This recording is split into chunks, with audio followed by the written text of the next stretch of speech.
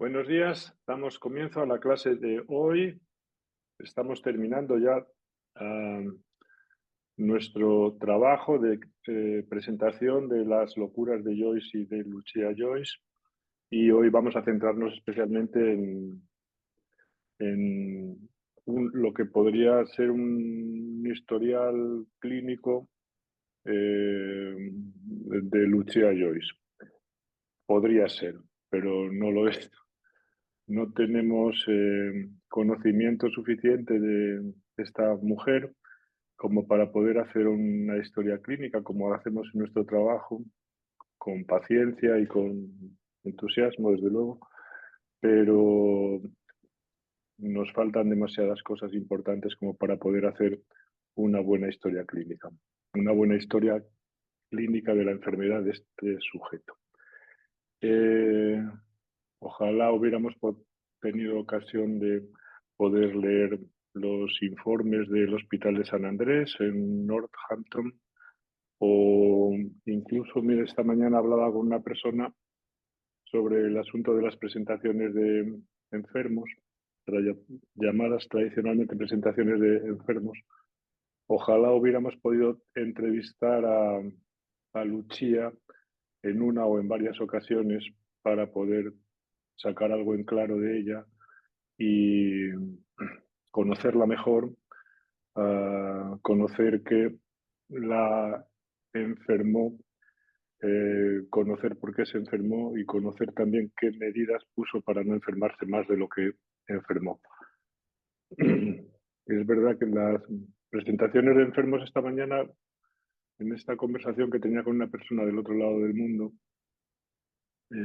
por correo, han servido siempre para la formación de los aprendices, de los residentes en este caso. Es decir, son una práctica que se ha desarrollado en los hospitales, en distintos hospitales del mundo.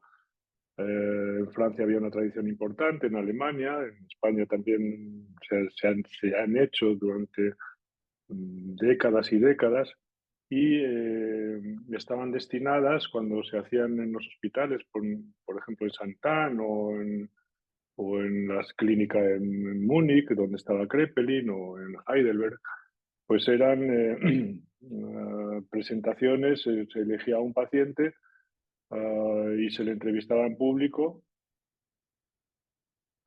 ante una asistencia, ¿verdad?, seleccionada de jóvenes que estaban haciendo la residencia y de adjuntos, naturalmente, y se trataba de exponer algo en la entrevista, mostrar algo de la clínica, conocer a esa persona y mostrar algo también relativo a la caracterización de las enfermedades mentales o de la patología mental. Así es como tradicionalmente se hacía, ¿no? De, de hecho, tened presente que de las presentaciones de enfermos surgieron algunas de las obras más importantes que se escribieron en la psicopatología clásica. Por ejemplo, las lecciones de Introducción a la Psiquiatría Clínica de Emil Kraepelin son presentaciones de enfermos. Dice, aquí viene una persona que es un paranoico, vamos a entrevistarlo, fijaros cómo viste, fíjense ustedes cómo viste, vamos a entrevistarlo, tal. Las presentaciones clínicas de Segla dieron pie también para escribir lo que son una de sus contribuciones mayores, que se llaman lecciones clínicas.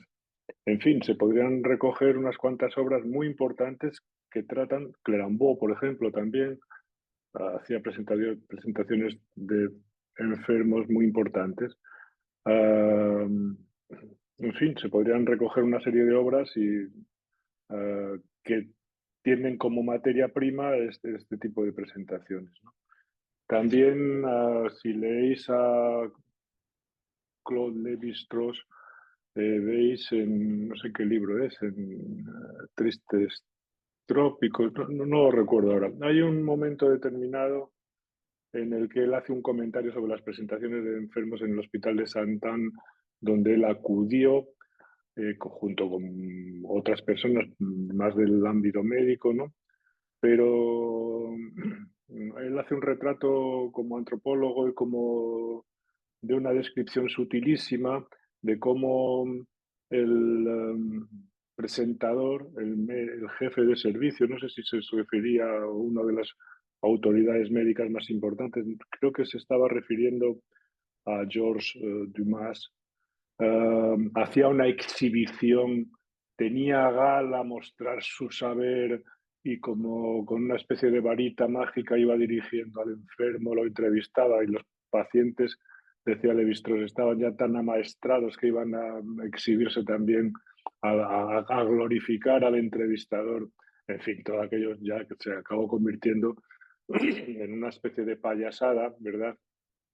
Mm, como en parte tenían también las exhibiciones o las presentaciones clínicas de Jean-Martin Charcot.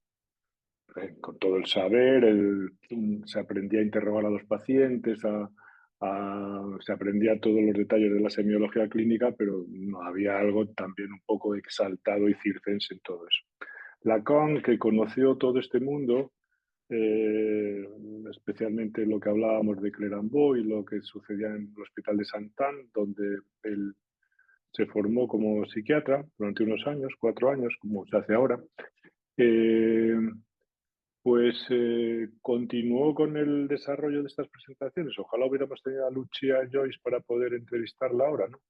Y él realizó presentaciones durante muchos, muchos, muchos años, casi hasta el final, en distintos lugares, especialmente en el Hospital de Santana. Eh, claro, eso es una presentación que tiene algunos matices distintos pero bueno, en cualquier caso las presentaciones siempre, y las que hacemos ahora, aquí en Valladolid tenemos una tradición muy importante, que se hacía antes en el hospital psiquiátrico, con el doctor Villacián, luego las hicimos con el doctor Kepa Matilla, las pacientes de él, especialmente de Kepa en el Río Ortega, ahora en el Hospital de Palencia, en San Juan de Dios, en fin. Hay una serie una tradición ya importante aquí en la presentación. ¿Qué se espera de la presentación? Pues hombre, entrevistar adecuadamente a un paciente ante un auditorio que se supone que está en formación y que quiere aprender cosas en general de la locura, pues tiene que servir para enseñar algo acerca de no solo de la locura, sino del conocimiento de la condición humana, especialmente de esa persona que tenemos allí, ¿no? Donde uno tiene que ver pues algunos elementos importantes de lo que es la historia clínica de la enfermedad del sujeto. Cuándo se enfermó, en qué contexto, por qué le pasó eso, por qué se enfermó de tal cosa y no de otra. Las preguntas habituales de la clínica, ¿no? Hay que tener presente también que en una presentación de enfermos eh, lo que hay que procurar sobre todo es que el enfermo no sea perjudicado. Esto parece una obviedad. Primum non nocere, ¿no? Creo que se pronuncia así en latín, ¿no? Ah, que el enfermo no se le fastidie con la presentación, porque esto no se consigue siempre. Es decir, que las presentaciones de enfermos, a mi manera de ver, tienen que hacer la gente personas especialistas que trabajen habitualmente en ese medio, no por ser una figura eminente de la PSI, de no sé qué, uno puede hacer presentaciones de enfermos, más bien debe hacerlas el que esté acostumbrado a tratar con ese tipo de pacientes, porque si no, a veces se ven unas cosas muy estrambóticas que los pacientes salen más conmovidos de la cuenta de ese tipo de cuestiones. Y después hay que tener un factor muy importante en juego a la hora de analizar ese tipo de enseñanza, que es el hecho de qué función no solo le damos nosotros a la presentación, sino qué función le da el propio entrevistado, el propio paciente a esa presentación, ¿no? Porque seguro que algunos de vosotros habéis asistido, entonces hay pacientes que van a dar testimonio de su verdad absoluta con respecto a algo que está sucediendo en el cosmos. Entonces, bueno, ellos van, testimonian y etcétera. A mí en cierta ocasión, un paciente muy peleón incluso me cobró, o sea, a mí no, pero cobró a toda la sala por la exposición de saber tan elevado que él dio, ¿no? Bueno, hay pacientes que van un poco a dar cuenta de algo, ¿no? Otros van simplemente por agradecimiento con los especialistas que los tratan. Entonces son pacientes distintos, ¿no? En fin, hay una serie de variables que hay que tener en cuenta más vale hacer una reflexión importante sobre, sobre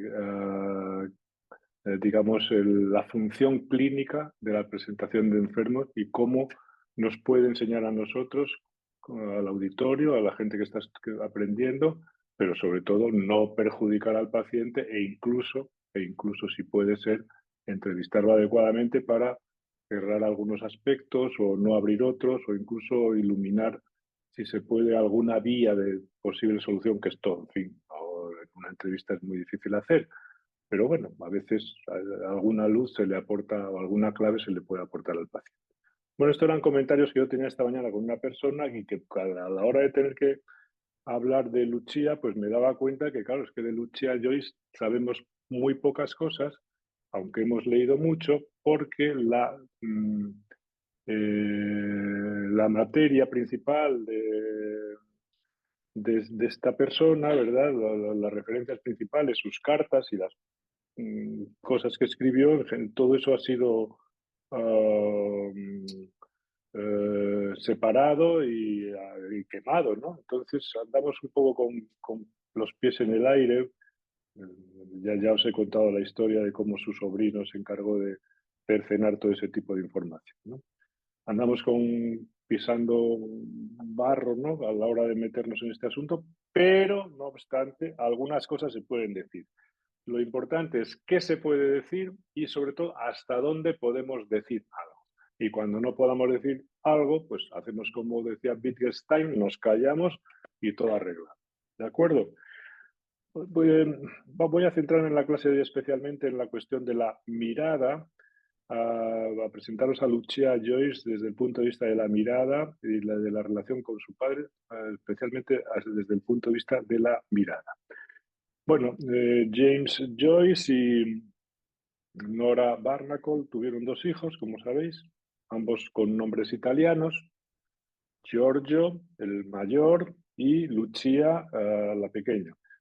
Giorgio nació en 1905 y Lucia en 1907, es decir, que Giorgio nació apenas un año después de que llegaron a vivir a Pola, al continente, a Trieste, y después a Trieste. Es decir, que Trieste es una ciudad que está situada al norte, actualmente al norte de Italia, en el Adriático, pero fue también, digamos, es italiana desde el final de la Primera Guerra Mundial. Antes era una ciudad más del amplio imperio austrohúngaro, ¿no? Entonces, nos situamos allí, en un lugar donde se habla un italiano especial, un lugar frío y con mucho trasiego y movimiento de portuario, etcétera, ¿no? Lucia Anna Joyce nació en un hospital de pobres el 26 de julio de 1907. En un hospital, en el Ospedale Cívico de Trieste, porque sus padres eran pobres y exiliados y no tenían dinero para caerse muertos en ningún sitio, ¿no? Muy jóvenes, por otra parte. Joyce, su padre, conocido por su familia y por las personas más cercanas como Jim, también estaba en ese momento, al parecer, ingresado en ese mismo hospital. Bueno, depende de quién leas, te dice eso. En general, suelen coincidir muchos autores en decir también eso, ¿no? Pero el caso es que no estaba presente. Estaba ingresado, ¿por qué estaba ingresado? Pues estaba ingresado por una fiebre reumáticas severas, ¿no? Delicado de salud. ¿Por qué delicado de salud y fiebres reumáticas? Claro, Joyce llevó una vida un poco descuidada, como hemos hablado, ¿no? No se cuidó demasiado. Además, bebía mucho y cogía algunas cogorzas muy grandes. Es decir, que a veces se emborrachaba y se caía en la calle y que pasaba allí la noche. Y en algunas ocasiones, a veces se dice que estas noches frías que él andaba por ahí, no se sabe por dónde, le afectaron, él mismo lo dice, a sus ojos, le complicaron más la enfermedad de los ojos, etcétera, etcétera.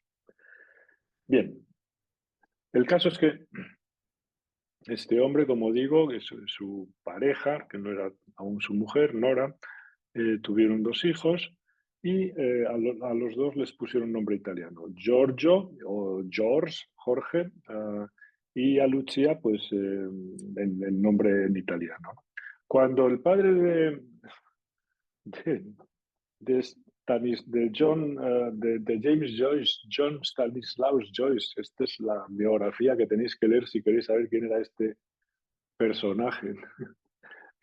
Hoy voy a enseñaros unos cuantos libros porque los he bajado y los tengo todos por aquí. Eh, Cuando se enteró el padre de Joyce de que su hijo mayor, el primogénito, le ponía a una de sus hijas un nombre como Lucia, dijo, fijaros, se preguntó en voz alta si Jim estaba bastante loco o lo suficientemente loco como para elegir un nombre tan peculiar como Lucia para su hija. Esto lo dice alguien del que voy a hablaros mucho hoy, que es Gordon Broker, que ha escrito este libro, que es una de las grandes biografías sobre Joyce. Se llama así, James Joyce, una biografía, una nueva biografía. El caso es que, aunque nació, fijaros, es muy importante el nombre, aunque nació el día de Santa Ana, y normalmente en la tradición católica, no sé si digo católica, digo bien, o es cristiana, en fin, me pierdo con estas cosas, se suele, muy a menudo se pone el nombre del santoral del día, del santo del día que se nace, ¿no?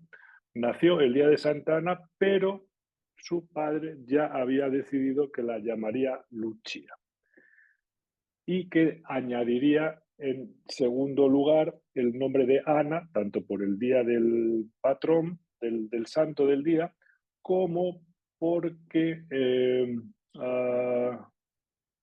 tanto por haber nacido el día de Santa Ana, como por recordar a una abuela muerta que se llamaba así, Ana, ¿no? Bueno, el nombre, Lucia, la luz, lleva el nombre de la santa de Siracusa, es decir, una joven que, a ver si os lo sé explicar bien, aunque esto lo leí hace años, que fue martirizada, le cortaron creo que los pechos, le sacaron los ojos, eso sí, para no entregarse a cosas de cochinadas y marranadas sexuales o cosas. En fin, no me hagáis mucho caso con esto porque no estoy muy enterado. Pero de ese Santa Lucia fue precisamente en honor a esta santa de Siracusa, sí, una joven a la que se le arrancó los ojos y fue convertida en el santoral, la patrona de los ciegos y la defensora de los enfermos de la vista. Samuel Beckett, que fue después medio novio de Lucia, años después, cuando tenía 20 y pico de años, escribió un libro con un título que se puede traducir algo así como Mujeres que ni fu ni fa, y habla de 3 mujeres, me parece que son 3, una de las cuales es escrito y pronunciado tal cual, Siracusa, como si se llamara ella Sira y se apellida Acusa, ¿no? Entonces es una referencia a Lucia Joyce y describe algunos rasgos de lo que era para él esta mujer. Bueno, él lo reconoció, que se había inspirado en algunas cosas de ella, ¿no? Tiene interés este asunto porque casi nadie escribió sobre Lucia Joyce, pero él escribió sobre algunas mujeres que le habían influido algo, pero el título del libro era Mujeres que ni fu ni fa. Ya llegaremos a la historia de Samuel Beckett.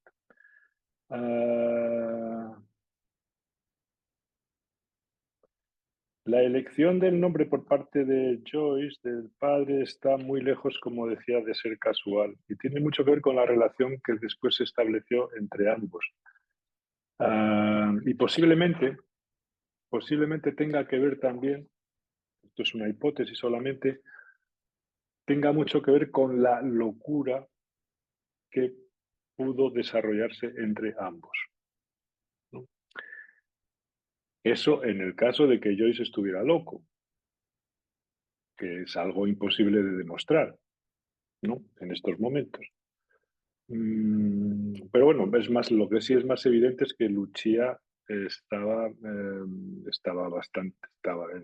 diagnosticada de esquizofrenia y, bueno, en general con esos diagnósticos no solemos equivocarnos siempre, algunas veces sí, pero en general no. Desde muy joven, Joyce, fijaros que el problema de la cuestión, tenéis que separar dos asuntos. Estamos hablando de los problemas de la enfermedad ocular de Joyce, es decir, de la vista, ¿no? De los ojos con los que él veía, y tenemos que separar esto de la mirada, que son cosas distintas.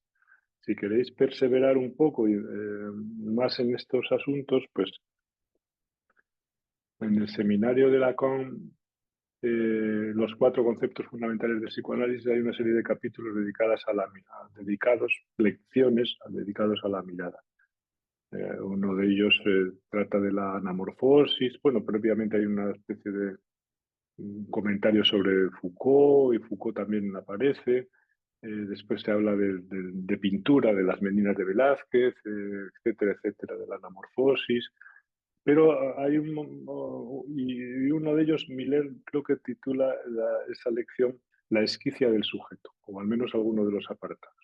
La esquicia, es decir, la separación. Una cosa es ver y otra cosa es mirar. Todo lo que tiene que ver con el ver es, tiene más que ver con la percepción. Yo veo, me oriento, no piso el bordillo, evito que me atropelle un coche, etcétera, ¿no?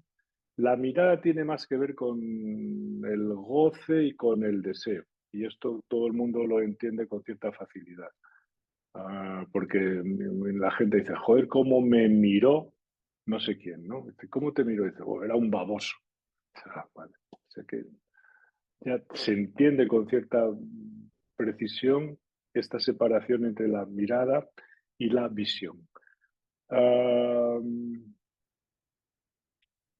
Entonces, esto es importante que lo entendáis, lo digo de una manera muy sencilla, porque las referencias que yo voy a coger en la clase de hoy, aunque no son habituales en la literatura sobre Lucia, pero a mí me parecen muy importantes. No son muy habituales y hay que andarlas escogiendo entre todas las cantidades de cosas que se pueden leer por ahí.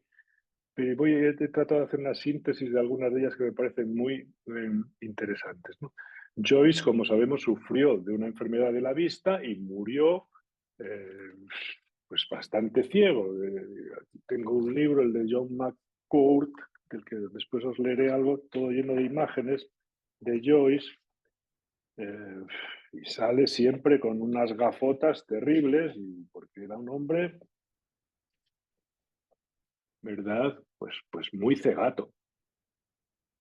Y al final tenía que ser ayudado por otras personas que le copiaban, hacían de amanuenses, le leían los textos, etcétera, etcétera. Estaba muy limitado y progresivamente, cada vez estaba más limitado, ¿no? Es decir, que tenemos que tener presente esta cuestión de la enfermedad de los ojos. Unos dicen que era miope, ahora ha venido otro y dice que no era miope, sino que era hipermétrope, que tenía hipermetropía. No falta también algún iluminado como Kevin Birmingham, que lo que propone, es un periodista, es que Joyce tenía sífilis. hay varios, ya lo he leído en varios sitios esto, ¿no? Entonces, que lo de que le pasaba con los ojos y que tal, era, en fin, es difícil de sostener esa hipótesis, porque, ¿por qué razón? Por una razón evidente, porque Joyce tenía un hermano que se llamaba Stanislaus Joyce, con el mismo nombre que el padre, que escribió dos libros que eran anotaciones sobre quién era Joyce, cómo vivía él con él, con la familia Joyce, etcétera, etcétera. Que eran como especie de diarios, ¿no? Y jamás mencionó nada de eso. Y Stanislaus Joyce, por lo que cuenta de su hermano y de las relaciones que tenían, no da la impresión de que hubiera escatimado una información de ese tipo. Entonces, pues, quiero decir que os comento simplemente esto de la sífilis, porque la sífilis es como se saca siempre a colación para cualquier cosa. Cuando alguien dice, uy, pues mira, se volvió, no de ahora, ¿no? Sí, muchos años atrás. No sé quién estaba loco. Dice, sí, tenía sífilis. El doctor Schreber estaba loco. Dice, sí, es que tenía sífilis. Pero bueno, bueno, todo arreglado ya. Cualquiera, todo el mundo tenía sífilis. El músico, no sé quién, sí, tenía sífilis. Bueno, bueno, pues también se ha dicho, pero no hay ninguna evidencia de eso. El caso es que como decimos, Joyce tenía una enfermedad muy seria de los ojos, tuvo que pasar varias veces por el quirófano, consultó con los mejores oftalmólogos de Europa, en concreto con el profesor Alfred Vogt, un profesor suizo, en fin, pero se descuidó muchísimo. No era un hombre que seguía las prescripciones, ni cumplía con la pauta terapéutica, ni tenía adherencia al tratamiento, mucho menos. Y se descuidaba bastante, ¿no? En fin, eh, tuvo una enfermedad muy, como digo, muy limitante y sobre todo muy dolorosa y al final acabó casi ciego. Eh, claro, pensad entonces que la elección en ese sentido, el nombre de su hija, Lucía, la que porta la luz, la luz, ¿no? No es en ese sentido una elección cualquiera. ¿Mm? Él, que arrastra una enfermedad desde muy joven, ya de los ojos, de la visión, ¿verdad? Le pone a su hija pequeña, en ese caso, el nombre de Lucía, ¿no? Entonces ahí hay una especial relación que quiero ya anticiparos entre esta cuestión de la visión como alguien que se va a volver paulatinamente invidente y de la mirada, es decir, alguien que mira de una manera muy especial o que observa de una manera muy especial. ¿De acuerdo? Que mira de una manera incluso babosa. Para los que no estéis aquí en el terruño este de la península, babosa quiere decir rijosa, psicalíptica, de un viejo verde, ¿no? De un tío que mira a las mujeres, les mira el culo y las tetas, esas cosas, ¿no? Y dice, uy, qué tío, qué manera de mirar, ¿no? ¿Como quién? Como Leopold Bloom, por ejemplo, en Ulises. Esa mirada a cómo mira a las adolescentes, ¿no? ¿De acuerdo? Porque es algo que aparece en los personajes de Joyce, ¿no? Entonces, fijaros, hay otro libro aquí. Este se lo voy a dejar a Jolut para que lo lea porque le gustará. Es de Mary Talbot y de Brian Talbot. Escribieron un libro que se llama La niña, la chica de sus ojos, más o menos, ¿no? Que es una expresión coloquial nuestra, ¿no? Es una especie ah, de novela ilustrada. No, no sé qué género, una especie de cómic, ¿no? Entonces, fijaros como esta mujer cuando elige el título de esta novela ilustrada, elige la chica de sus ojos, ¿no? Uh, mm, Otra novela también que alude a la cuestión de la mirada. Hay una novelista que se llama Alison Leslie Gold que ya os hablé de ella, que escribió una novela sobre Lucia Joyce que se llama Lucia la Clarividente. Es decir, otra persona, ¿verdad?, que le da una relevancia especial a la cuestión de la mirada y de la mirada de la adivinación del futuro, ¿no? Bueno, voy a ir entonces paso a paso con toda esta cuestión de la mirada y de la clarividencia y de esta forma de mirar tan especial que tuvo, al parecer, Joyce con respecto a esta chica y que aparece muy bien retratada en los personajes, se puede decir así, de sus novelas, ¿no? Voy a daros, en ese sentido, he anotado aquí, para no aburriros, 8 referencias con respecto a la cuestión de la mirada.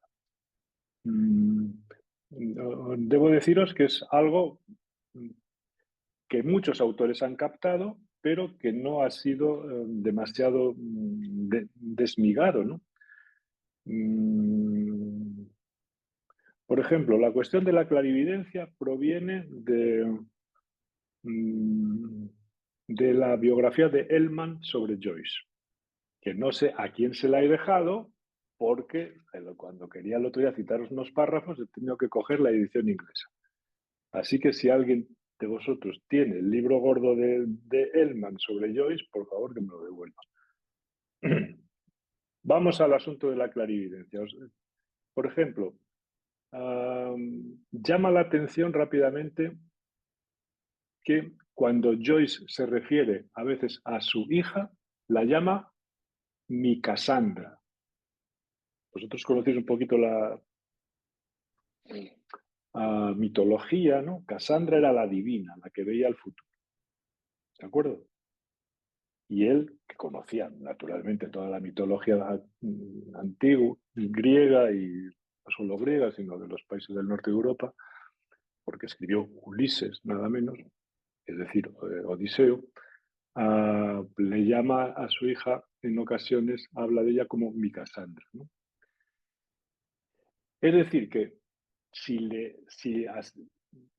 la llama así, mi Cassandra, es que le atribuye algo a la hija relativo al poder de la adivinación o de la clarividencia, ¿no? Y esto tenemos, de alguna manera, con los pocos datos que tenemos que tratar de articularlo con lo que podría ser un borbotón de delirio de observación que Lucia en algunos momentos expresó con respecto a la mirada de su padre. ¿Me vais siguiendo? Bueno, pues vamos a... Joyce mira, pero ella se siente mirada, no de cualquier manera. Mi Cassandra. Es decir, que le atribuía, por una parte, el don este de la profecía. Pero cuando uno indaga en a qué se refiere con esto de la profecía, pues las pocas alusiones que hay a esto, da la impresión de que Joyce no se lo tomaba únicamente como predicciones. Es decir, va a suceder, bueno, sí, tenemos que hacer algo, pero ¿qué sucederá? Pues sucederá tal cosa. Ah, qué bien, qué bien. Parece que a veces da la impresión de que va un poco más allá de la predicción y se lo toma como intuición. Es decir, como una especie de saber revelado que tampoco necesita mucha comprobación. Es distinto. Tampoco, son matices que en semiología clínica, ¿verdad?, tienen mucha importancia, pero aquí, como os digo, son únicamente sugerencias porque no hemos tratado ni con Jim, ni con James Joyce, ni con Lucia Joyce. Pero bueno, son sugerencias, ¿no? Él parecía a veces convencido de esa clarividencia, ¿no? Son muy escasas, no obstante, las alusiones a Cassandra y a la clarividencia, pero Ellmann sí hizo algunas de ellas. Voy a leeros, como no encontré el libro, que no sé quién lo tiene, en la página 675 de la edición inglesa, 675 dice, a propósito de una visita que Joyce realizó al sanatorio dirigido por Forel en el sur de Suiza, cuando acudió a visitar a su hija, que ya la habían ingresado porque no estaba nada bien, y la habían ingresado para estudio, observación, tratamiento, lo que fuera. Y dice lo siguiente. Elman dice, en algunos de estos sucesos, Joyce encontró un poder clarividente. Ella insistió, o sea, Lucia insistió en que él dejara de fumar en pipa y al día siguiente, cuando estaba sentado en un banco en Ginebra, cuando Joyce estaba sentado en un banco en Ginebra, sintió un objeto duro a su lado y descubrió que era una pipa, o como él prefería creer, la pipa. Es decir, que hablan de pipa el día anterior y al día siguiente se le aparece la pipa de fumar, ¿sí?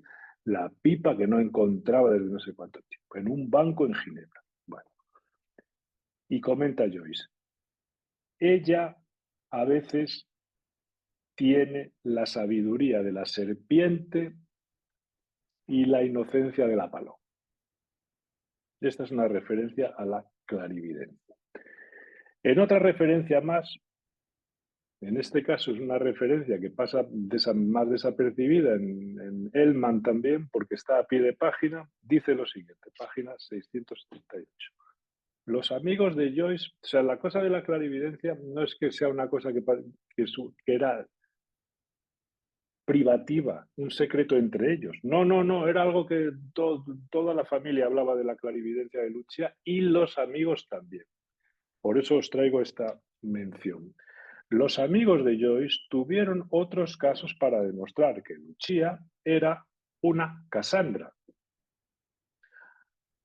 Así que cuando, un poco más tarde, Lucia le mostró a Lucy León, que es una amiga de la familia, una foto de un ataúd con la rúbrica "Este es Jim", la señora León asumió que la referencia era a su hermano James. Ella tenía un hermano que se llama James, y dice, mira, este es Jim. Y ella se lo tomó tan en serio que dijo, hostia, es mi hermano, que se va a morir, ¿no?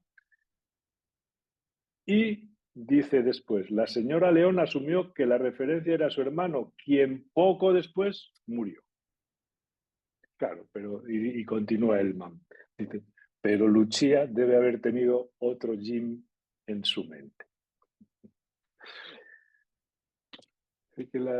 También traigo esto para ver que la relación que Schloss cuenta como una historia de amor de Hollywood tenía también sus claroscuros. ¿Vale? Luego veremos otros aspectos de este claroscuro, que no era solamente un amor de película, ¿no? De alguna manera, entonces, el cegato James Joyce ve a través de los ojos de su hija a medida que progresa su ceguera, su enfermedad de los ojos, ve más a través de los ojos de su hija. Bueno, su hija era su amanuense, él dictaba, ella escribía, etcétera, etcétera. Bien. De alguna manera también los ojos medio ciegos de Joyce no dejan de mirar permanentemente a la hija. Es decir, que una cosa él no ve, o no ve mucho, o ve poco, pero no deja de mirar. Y ahora voy a leeros algunos pasajes sobre la mirada de Joyce, ¿no? Que también he ido explicando en la literatura, ¿no? Pues lo mismo que cuando leéis Ulises y veis la fascinación de Leopold Bloom cuando mira a las jovencitas, ¿no? Bueno, Nora tampoco desconocía. Voy a leer un párrafo aquí de Gordon Bowker, de este libro que se llama Una nueva biografía de Joyce.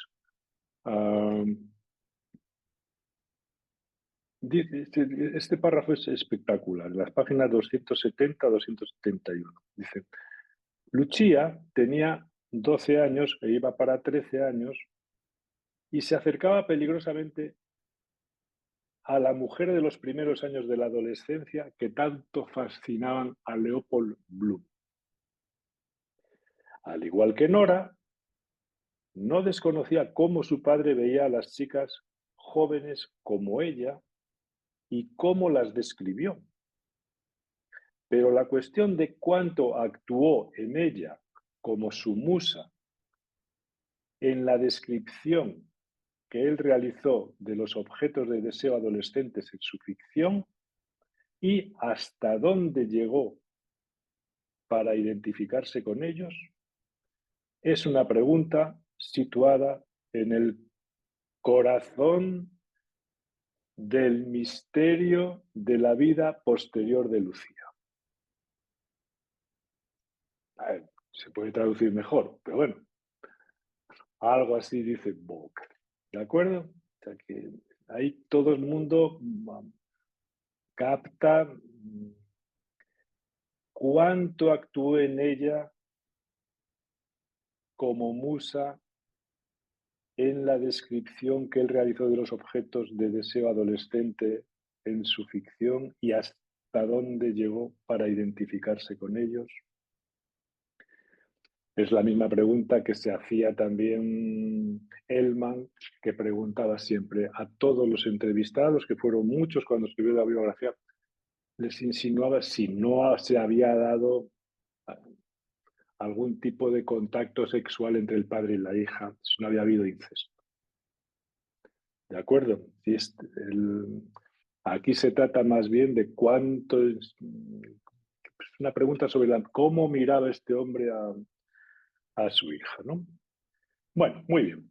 También aparece algo de este aspecto en alguien que ve las cosas de otra manera, porque su fantasma es otro, que es Carol Schloss.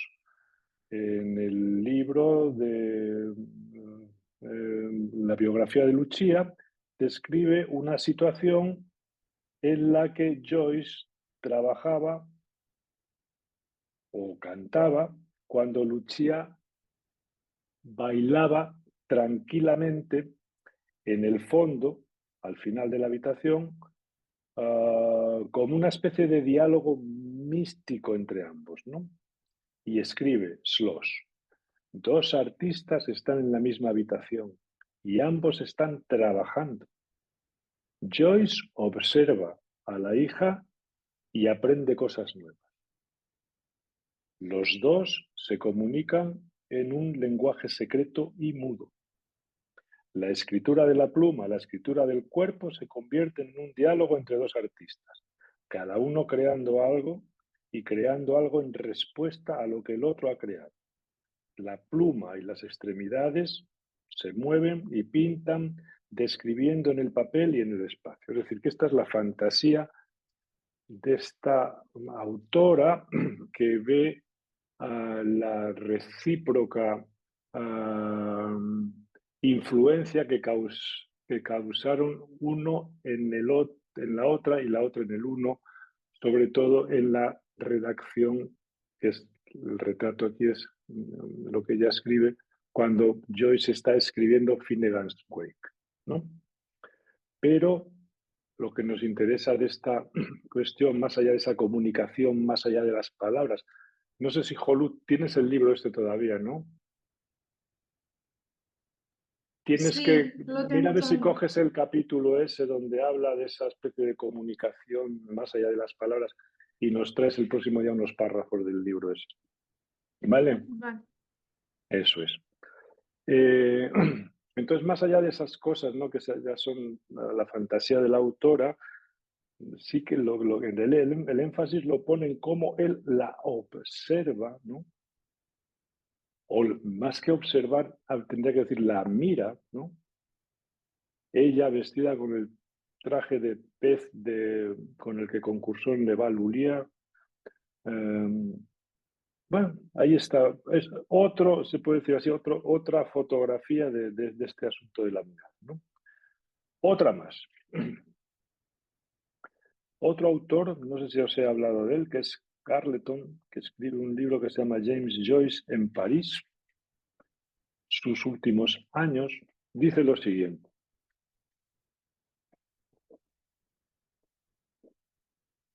Por ahí lo tengo, sí, sí. Sus ojos claros, dañados por continuas agresiones de iritis, glaucoma y cataratas, nunca perdieron del todo aquella mirada absolutamente inquisitiva, penetrante y un tanto perpleja, cuya belleza irreal, diamantina, ni siquiera las gruesas lentes que se veía obligado a llevar conseguían distorsionar. Es otra mención a esta. Porque de Joyce siempre se habla, Joyce era un oído, dice José María Valverde, uno de los traductores de Ulises. Si es verdad, a Joyce le interesa especialmente el sonido de las cosas, ¿no? No tanto la significación, ¿no? Pero ahora hay que destapar también esta otra parte de la mirada, ¿no? Ese vehículo del goce, ¿no? Que tiene que ver con la mirada, ¿no? Y es lo que estamos tratando de hacer hoy porque tenemos que conectarlo de alguna manera con algún, digo, hervor de delirio de observación que su hija experimenta con respecto a él. Ahí es a donde voy. La segunda, otra mención distinta a la que os leí antes de Carleton se refiere a Joyce maduro, ¿no? En pleno proceso creador,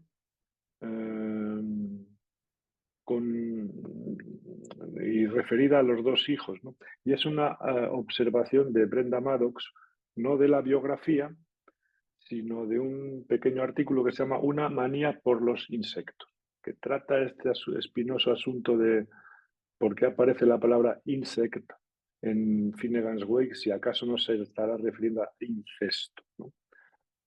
Y dice lo siguiente, Brenda Maddox. Los dos jóvenes, los hijos de Joyce, comenzaron sus propias vidas románticas bajo su feroz mirada.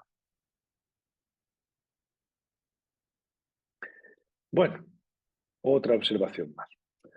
Esta es muy interesante y es a donde tenemos que llegar hoy. Como sabéis, una vez que Lucia ingresó en el manicomio de Ivry, ya no volvió a salir. De ahí la trasladaron a San Andrés, a Reino Unido, y allí murió. Pasó casi 3/4 de su vida ingresada en distintos manicomios. Cuando la familia Joyce quiso sacar a Lucia y llevársela con ellos a Suiza por la guerra, por la Segunda Guerra, bueno, la tuvieron que dejar ahí, muy a pesar de la familia, que hicieron todos los esfuerzos que pudieron para llevársela, pero no la pudieron llevar. Y al cabo de un cierto tiempo, Joyce murió de una úlcera perforada. Entonces, ya os lo he contado esto, pero os lo voy a volver a leer porque un amigo de la familia, Nino Frank, visitó personalmente a Lucia en el manicomio en el norte de Francia para a noticiarla de la muerte de su padre. Y entonces, aquí voy a leeros literalmente como las palabras. Lucía, cuando él le dice, tu padre ha muerto, está, y dice, ¿qué hace ese idiota bajo tierra? Y usa la palabra idiota. ¿Qué hace ese idiota bajo tierra? ¿Cuándo piensa salir? Está vigilándonos todo el día. Esto lo recoge Ellman, la página 743 de la edición inglesa. Pero es para que veáis que esta cuestión de la mirada puede articularse con un delirio de observación experimentado por esta chica. Como no tenemos muchos datos, no podemos sostener esto y hacer una tesis doctoral, porque son elementos muy seleccionados, ¿no? Pero con lo poco que tenemos, sí podemos pensar que Cuando Joyce dice algo, cuando reflexiona sobre el trastorno que tiene su hija, que él inicialmente decía que eso que era talento, que era genio, que no era, era una maravilla salvaje. Estoy diciendo que es esquizofrénica, hombre, no, está loca como un cencerro. Dice, algo del fuego de mi cerebro se ha trasladado a su cerebro, pero le ha prendido, se ha convertido en un incendio. Es decir, que él mismo señala que algo de él se ha trasladado o se ha prolongado en ella. ¿De acuerdo? Es la idea también que desarrolla Jung con la metáfora que le cuenta a Ellman de mientras él permanece en la superficie gracias a su arte, ella se hunde en el fondo del río. Y es la idea que desarrolla Lacan, al que le dedicaremos unas cuantas palabras en el seminario 23, cuando habla de que algo del síntoma de Joyce se prolonga, es el término que usa él, en la hija, ¿no? Bueno, algo se prolonga.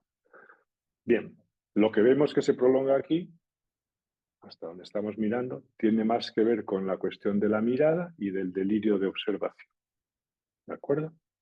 Bueno, ya veremos que Lacan lo lleva por otro lado, pero yo estoy cogiendo los elementos que después de leerme todos estos libros me resultan un poco más, más sugerentes, ¿no? Una cosa más, y con esto termino, le damos la palabra a Belén Flores para que comentar el caso que el otro ya le podemos sacar todavía un poquito más de partido. Unas palabras más que me darán pie para continuar el próximo día. Y, Lucia se parecía mucho a su padre, era alta, angulosa, pálida, delgada, de ojos brillantes, azules, aunque era ligeramente bizca.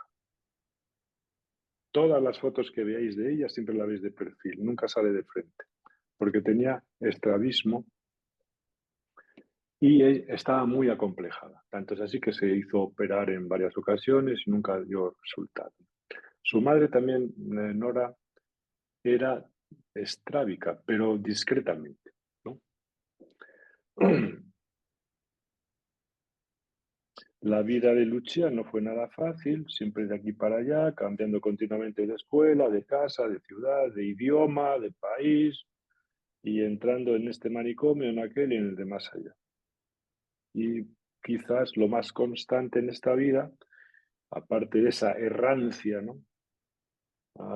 Fue la relación con su padre, la locura y la presencia de una mirada de la que nunca pudo escapar. Esta es la hipótesis que yo estoy desarrollando, ¿no?